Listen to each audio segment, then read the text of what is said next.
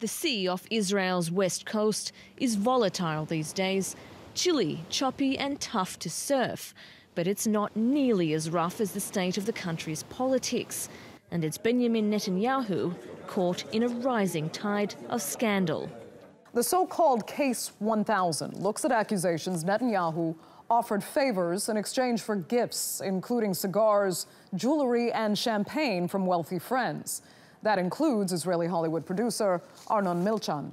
Meanwhile, Case 2000 deals with recordings of Netanyahu allegedly trying to make a backdoor deal with the owner of one of Israel's largest newspapers. He's accused of seeking favorable coverage in exchange for curtailing a competing newspaper.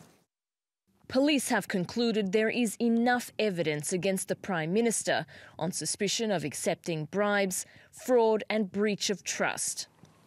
The investigations relate to 2 criminal cases, and the bribes amount to more than $280,000. All those attempts, without exception, ended with nothing because I know the truth. I am telling you, also this time, things will end up being nothing.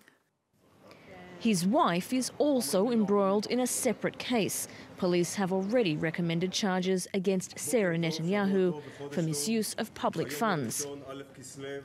A recent poll suggests almost half of Israelis think Bibi should resign, but analysts think it's unlikely he'll listen. Yitzhak Rabin, back in 1977, his wife Leah had a secret bank account. He resigned because that was the right thing to do.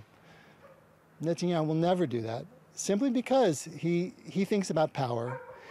He thinks about how to hold on to it, and he does not see any reason to back down.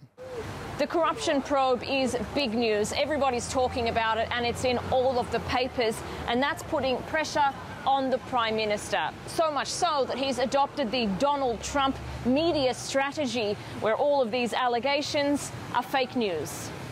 Regardless, the scandal is not going away. The recent protests in Tel Aviv make that clear.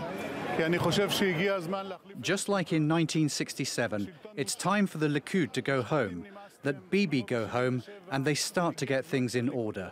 He knows how to really walk that line between the unethical and the illegal.